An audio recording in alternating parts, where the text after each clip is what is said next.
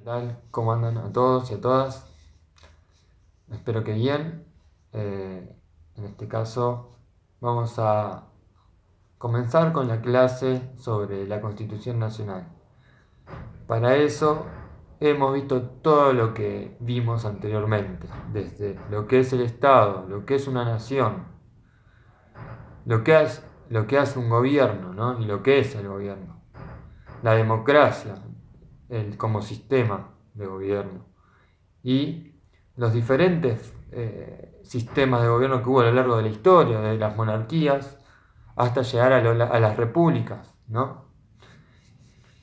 Y anteriormente estuvimos hablando sobre unitarios y federales porque no se puede entender cómo se sanciona nuestra Constitución Nacional sin explicar y ver ese periodo denominado de la Guerra Civil Argentina.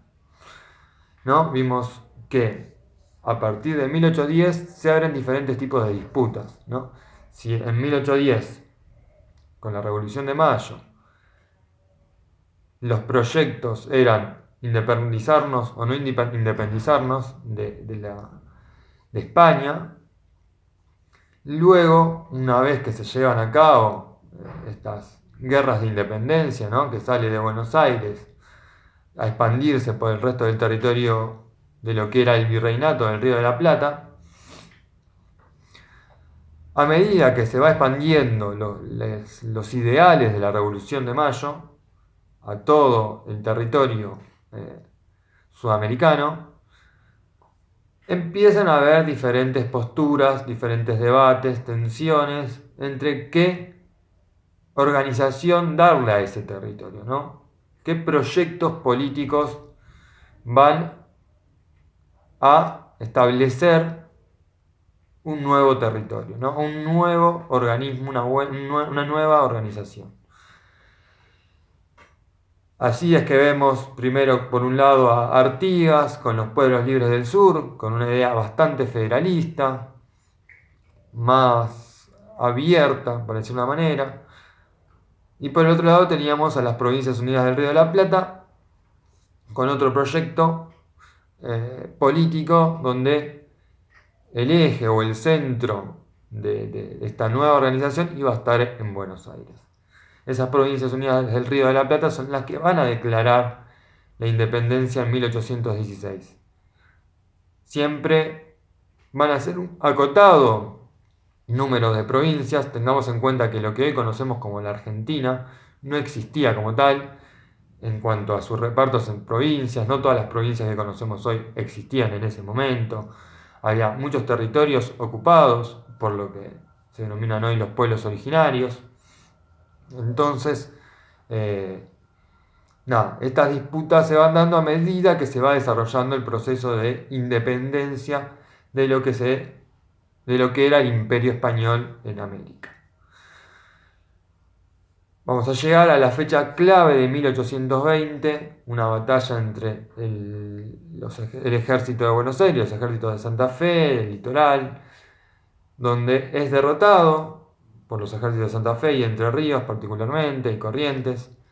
Es derrotada Buenos Aires y entramos en un proceso de inicio de la guerra civil. ¿Qué significa guerra civil? Es una guerra no entre estados, no entre naciones, sino que dentro de un territorio que podríamos llamar hoy la Argentina, en ese momento las Provincias Unidas del Río de la Plata, se disputan entre diferentes sectores o facciones de la sociedad la hegemonía y el dominio político, económico y social. Allí empiezan a emerger dos posturas claras, dos partidos políticos que no son los partidos políticos que hoy conocemos, con afiliaciones, con elecciones internas, con determinados organismos o instituciones hacia dentro de los partidos, como ramas dentro de un partido, ramas juveniles, ramas de mujeres, ramas sindicales, etc. No. En ese momento eran partidos políticos porque justamente los unitarios y los federales ambos dividían a la sociedad en ese momento en dos, ¿no? En dos posiciones políticas bien claras. Los unitarios querían un gobierno central fuerte, un gobierno nacional fuerte, donde las provincias no pudieran elegir a sus representantes, y los federales planteaban que había que tener un gobierno central o nacional un poco más débil, donde cada provincia pudiera elegir a sus representantes, ¿no? Una mayor autonomía a las provincias. Obviamente, los federales querían que los recursos producidos en cada una de esas provincias se mantuvieran dentro de la jurisdicción de esa provincia, ¿no? Y ahí empiezan los tironeos y las disputas por los recursos económicos también. No solo es una postura o una disputa o un conflicto por lo político, ¿no? Por esta defensa de la autonomía de las provincias o no, sino también que hay defensa de los recursos económicos, hay intereses económicos, ¿no? Donde, por ejemplo, la provincia de Buenos Aires, con los recursos de la aduana, va a ser fundamental en defender esos recursos para que no se nacionalicen, para que no se vayan al gobierno nacional esos recursos. Entonces tenemos estos dos partidos que se encuentran, digamos, en todas las provincias, partidarios unitarios y partidarios federales. No es correcto decir que Buenos Aires era unitaria y el resto del país era federal. Vimos que se armó la Liga Unitaria en varias provincias en su momento, luego se armó el Pacto Federal con otras provincias. Hubo diferentes bandos y de hecho en la provincia de Buenos Aires, en su momento hubo una posición unitaria más dominante con Rivadavia, luego con Dorrego y Rosas más federal, y luego de la caída de Rosas mucho más cercana a las ideas unitarias. Así que vemos que no solo podemos repartir unitarios y federales como provincia de Buenos Aires unitaria y el resto del país federal, sino que también hay matices que no permiten encasillar y hacer una relación directa entre esta provincia pertenece a tal tradición, a tal partido, y esta provincia a tal otra. La cuestión de la guerra civil y este ordenamiento que paulatinamente va a ir dando Rosas, va a generar una confederación argentina donde cada estado provincia era autónoma. Cada una de estas provincias fue desarrollando de a poco su propia constitución, etc. Todavía faltaba ese organismo, esa institución a nivel nacional, esa institución central, que Rosas, por cuestiones de no querer dejar o perder sus recursos económicos y la centralidad que tenía, porque era el que estaba a cargo de las relaciones internacionales, etc., Rosas no estaba muy de acuerdo en dar ese paso siguiente de establecer un gobierno nacional, establecer un Estado-nación. Allí es cuando empieza a aparecer este conflicto con Urquiza, que era el gobernador de Entre Ríos. ¿Por qué? Porque mayoritariamente los recursos navieros, los recursos aduaneros, terminaban en la provincia de Buenos Aires y no se seguía el libre curso hacia los ríos Paraná y Uruguay, es decir, esas provincias les llegaban los recursos con menor capacidad que la que tenía Buenos Aires. Entonces, en este levantamiento, en este pronunciamiento que hace Urquiza en contra de Rosas, se desata lo que es la batalla de Caseros, donde Urquiza, junto con tropas uruguayas, con tropas del Imperio Brasilero, logran derrotar a Rosas, que se va a exiliar a Inglaterra. Llegamos a 1852, tenemos casi 32 años de guerras civiles y marcamos como inicio de las guerras civiles a 1820, ¿no? Es decir, las guerras civiles implicaron batallas, asesinatos, fusilamientos, sangre derramada entre los propios y las propias argentinos y argentinos, que no existía, aunque no existía como tal la Argentina que hoy conocemos. 1852, la caída de Rosas, Urquiza intentará, digamos, organizar ese Estado-Nación, esa Confederación Argentina, y el primer paso era establecer una Constitución Nacional, que es el tema que vamos a ver esta clase. En 1853 se sanciona en la ciudad de Santa Fe la Constitución Nacional.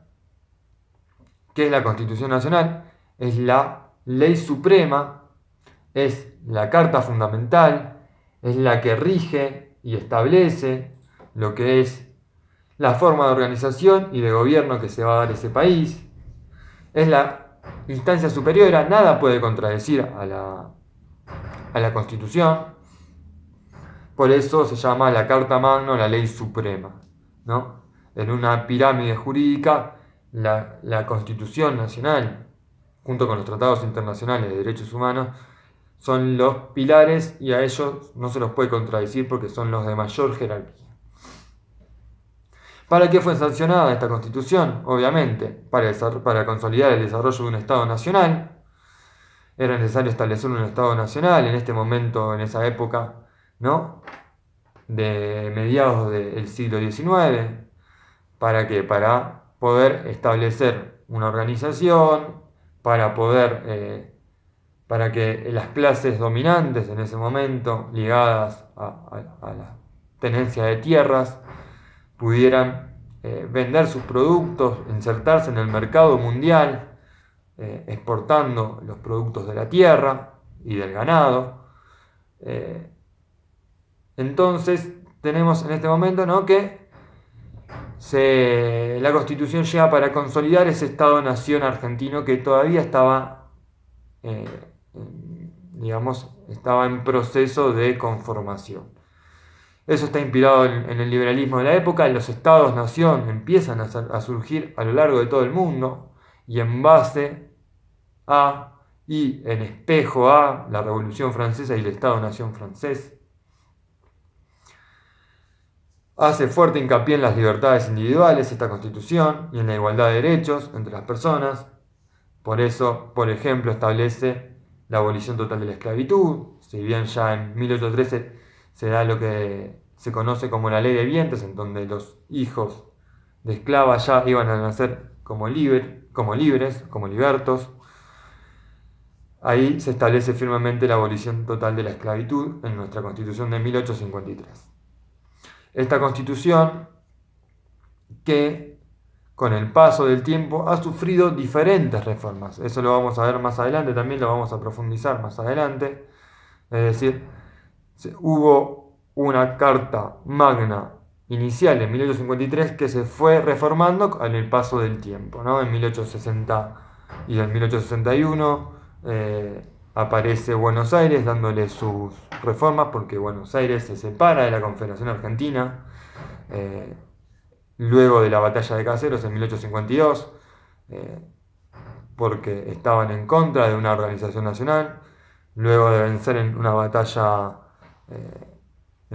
militar a fines de la década del 50, de 1850, es que Buenos Aires los vence a la Confederación con un poderío militar, un poderío económico muy fuerte, y eso es interesante para pensarlo desde la actualidad, ¿no? El poder que tiene Buenos Aires y sus alrededores hoy en tiempos de pandemia y justamente cómo lo que se llama el aislamiento se mantiene en lo que es el AMBA. Bueno, en este momento Buenos Aires se separa de la Confederación, no firma en 1853 la Constitución, sí se adhiere a la Constitución en 1860, 1861, pero ya imponiéndole ciertos toques sobre que le correspondían, digamos, o que respondían a sus intereses.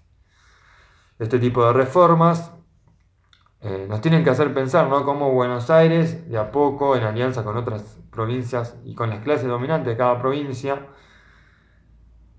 van consolidando un Estado-Nación y van estableciendo una línea está bien, la Constitución dice que es un gobierno representativo, republicano y federal, ¿no? Ahora bien, ¿qué complejidades trae eso, no? Somos federales, pero las disputas por los recursos, por la coparticipación federal, siguen presentes muy en día, ¿no? Sin ir más lejos, como muchas veces los medios titulan, el país sale de la cuarentena, el AMBA sigue en cuarentena, como diciendo, y el AMBA que como no forma parte del país, es otra cosa. No hay que tener muy en cuenta estas cuestiones que traen un problema, que es el porteñocentrismo, ¿no? Es el pensar todo un país desde su ciudad más importante, económica, política y socialmente, que es la ciudad de Buenos Aires. Pero bien, no me quería detener no me quería hacer este llamado con el presente, pues está bueno pensar todos estos conceptos de Estado, república, nación, gobierno, democracia, con el presente. Esa es uno de los objetivos de esta materia, es poder repensar estos conceptos a la luz de nuestra cotidianidad, de nuestra vivencia. Porque bueno, esta constitución ha sufrido modificaciones porque, pensemos, no podemos mantener cuestiones de 1853 cuando ya pasaron, por ejemplo, hoy en día más de 150 años.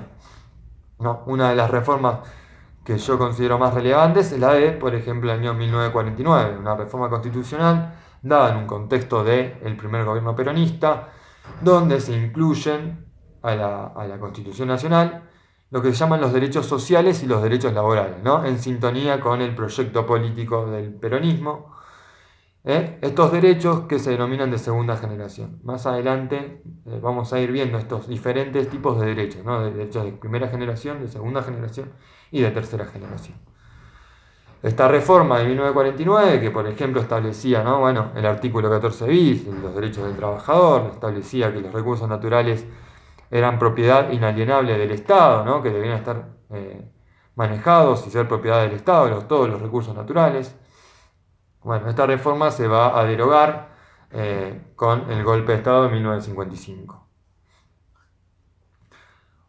Otra de las reformas, que en este caso es la última que tuvimos, es la de 1994, también sumamente importante, ya que estos cambios fueron importantes, se modernizó el texto constitucional en gran parte, ¿no? Tenía ciertos lenguajes, ciertos términos que ya quedaban caducos, que quedaban muy antiquísimos,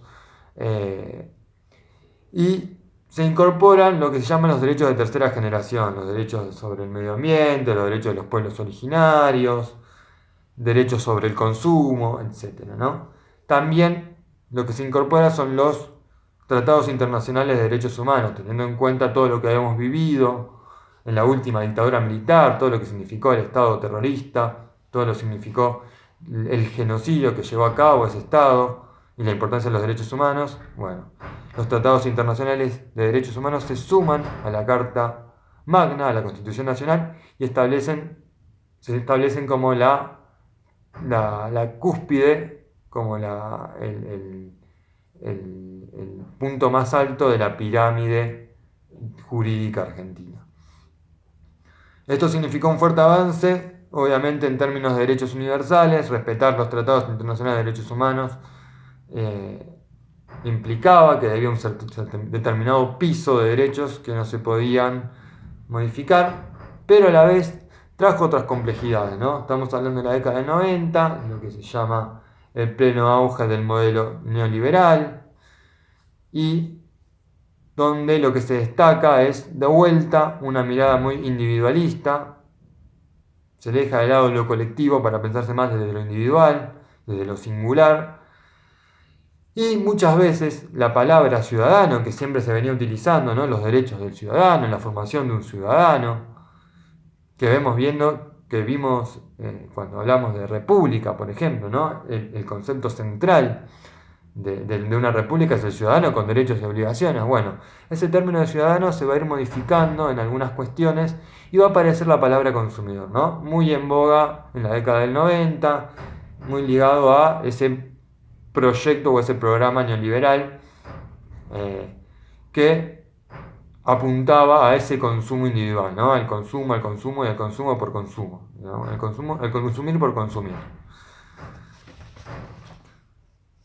Entonces llegamos a esta reforma que no ha sido modificada hasta la fecha, que tiene ciertos avances como también ciertas críticas.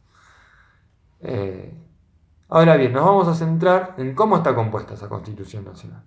La Constitución Nacional tiene una estructura, ¿no? Tiene un preámbulo, tiene una primera parte donde aparecen declaraciones, derechos y garantías, y tiene una segunda parte que habla de las autoridades de la nación. En esta clase vamos a llegar hasta este punto, luego profundizaremos sobre todo la segunda parte, que son los tres poderes, tanto que se habla de la división de poderes en la República. Pero señalar que estas tres partes, preámbulo, primera parte y segunda parte, tienen algunas cuestiones que hacen a cada una de ellas, ¿no? Por ejemplo, en el preámbulo se enuncian los principios objetivos que desde la Revolución de Mayo se propusieron estos hombres y estas mujeres con respecto a la emancipación y a la independencia, ¿no? Estos ideales, principios, objetivos se fueron ratificando con el paso del tiempo. No se alteró, no se modificó ese preámbulo. ¿Por qué? Porque significaba ese preámbulo una síntesis de los ideales, de la filosofía política, de los objetivos de la Constitución, ¿no? Es más un enunciado declarativo, ¿no? Y declamativo, ¿no? De deseos y de objetivos y de principios a los cuales debe atenerse la sociedad argentina. Luego de esta, el preámbulo no es más que unas 5, 6, 7 renglones, no es muy largo, porque justamente lo que dice es los objetivos que se plantean los representantes del pueblo, y que eso queda, digamos, y eso se mantuvo, digamos, no se modificó nunca ese preámbulo. Luego, en la primera parte, encontramos lo que son declaraciones, derechos y garantías, ¿no? Las declaraciones se refieren al derecho constitucional argentino. Las declaraciones básicas apuntan a la nación en conjunto, como también a la organización política de las autoridades, a las provincias y a los hombres que pueblan el suelo argentino, ¿no? Son declaraciones, ¿no? Digamos, declaraciones básicas que apuntan a estos sectores, digamos, a la nación, a las autoridades, a las provincias y, por último lado, a los hombres y mujeres que habitan el suelo argentino. Los derechos, como sabemos, son los que le corresponden a todo hombre y a toda mujer y que la Constitución la reconoce, ¿no? Y le corresponden al pueblo y a las provincias, ¿no? Dentro de las provincias a cada municipio. Las garantías son todas aquellas seguridades y promesas que ofrece la Constitución al pueblo argentino. Es interesante marcar esto, que son derechos, algo que le corresponde por naturaleza al hombre, al pueblo y a las provincias, y que la Constitución viene a reconocer, y las garantías de que se van a cumplir, ¿no? Son de esas seguridades y esas promesas que ofrece la Constitución. Y por último tenemos la segunda parte, que es lo que vamos a trabajar en la próxima clase, donde se habla de las autoridades de la nación. Ahí tenemos al gobierno federal y a los tres poderes. El gobierno federal, que se compone con los tres poderes, que es el poder legislativo, con la Cámara de Diputados, Cámara de Senadores. Cuáles son las atribuciones que tiene ese Congreso, es decir, cuáles son las funciones y las capacidades que tiene ese Congreso, cómo se forma y cómo se sancionan las leyes. Con respecto al Poder Ejecutivo, cómo es su naturaleza, cómo se elige el presidente y cuáles son sus funciones y atribuciones. Y el Poder Judicial también, cuál es su naturaleza, cómo surge, para qué surge y cuáles son sus funciones y atribuciones. Luego de eso, del gobierno federal dividido en estas tres partes, tenemos al gobierno de las provincias. Digamos que esta división de poderes se va a replicar en cada provincia, ¿no? Va a haber un poder legislativo, un poder ejecutivo y un poder judicial en cada una de las provincias. Bueno, espero que se haya entendido lo que dije hasta acá. La actividad es bastante sencilla. Les propongo que lean el preámbulo de la Constitución Nacional Argentina y respondan quiénes lo firmaron, quiénes firmaron la Constitución, qué principios perseguían y qué objetivos tenían, y para quienes piensan que escribieron ese preámbulo, ¿no? Yo les leo acá, el preámbulo está fácilmente accesible en internet. De todos modos, los dejo acá leído para que puedan trabajarlos aquellos que no puedan acceder fácilmente o no puedan encontrarlo fácilmente. Dice, los representantes del pueblo de la nación argentina, reunidos en Congreso General Constituyente por voluntad y elección de las provincias que la componen, en cumplimiento de pactos preexistentes, con el objeto de constituir la unión nacional, afianzar la justicia, consolidar la paz interior, proveer a la defensa común, promover el bienestar general y asegurar los beneficios de la libertad, para nosotros, para nuestra posteridad y para todos los hombres del mundo que quieran habitar el suelo argentino. Invocando la protección de Dios, fuente de toda razón y justicia, ordenamos, decretamos y establecemos esta Constitución para la nación argentina. Es una declaración de principios y de objetivos que se plantean estos hombres en 1853. Entonces, vean quiénes son los que están firmando esta Constitución, quiénes en carácter de qué hablan, y eso lo dice en sus primeras palabras. Los principios que persigue, los objetivos que tenían, también los va numerando ahí. Y para quienes los hizo, obviamente, también lo marca ahí, ¿no? Y es interesante ver esta declaración porque muchas veces hay ciertos debates, tensiones sobre, sobre los derechos, ¿no? Todo el tiempo se habla, yo tengo derecho de, o muchas veces se cuestionan por qué hay igualdad de derechos entre los inmigrantes, los extranjeros y los argentinos, cuando, si uno se atañe al preámbulo, dice todos los hombres del mundo que quieran habitar en el suelo argentino, ¿no? Ahí ya marca una apertura de derechos y de garantías muy importante, y que es una de las características de nuestra Constitución desde lo positivo, ¿no? Desde no restringir derechos según el lugar de nacimiento, sino que ampliarlos a aquellos que quieran habitar el suelo argentino. También se disparan otras cuestiones, ¿no? Con respecto a la nación argentina, una nación, un Estado, una nación, cuando la realidad es que hay diversidad de culturas y de etnias, sobre todo en esta época más. En 1853 eran más visibles, más palpables. Medio territorio argentino, de lo que es Argentina, estaba ocupado por pueblos originarios. Y hablan de una nación, un Estado, una nación argentina, ¿no? También, eso va a generar muchos debates hasta el día de hoy. Entonces vemos que generan debates no solo desde los derechos que poseen las personas según la nacionalidad, sino también quién compone esa nación. Y a la vez entra un fuerte factor que es la religión, también hace una enunciación sobre Dios, ¿no? Y cómo el Estado y la religión, en este caso nuestra Constitución habla de la religión católica, ¿no? Ligada al Estado, se mantiene hasta hoy en día y también ha traído debates sobre la separación entre el Estado y la Iglesia. Hasta hoy en día tenemos esas cuestiones. En fin, espero que les sirva este video, que lo puedan ver detenidamente, que les ayude a resolver la actividad. Vamos a seguir profundizando con los tres poderes en las clases siguientes, pero me parecía acorde decir que todo el desarrollo previo que tuvimos, todos los conceptos que vimos, era para poder llegar hasta este momento y poder analizar nuestra Constitución Nacional para entender un poco nuestra realidad y nuestro presente. Les mando un saludo muy grande a todos y a todas y nos estamos hablando y viendo.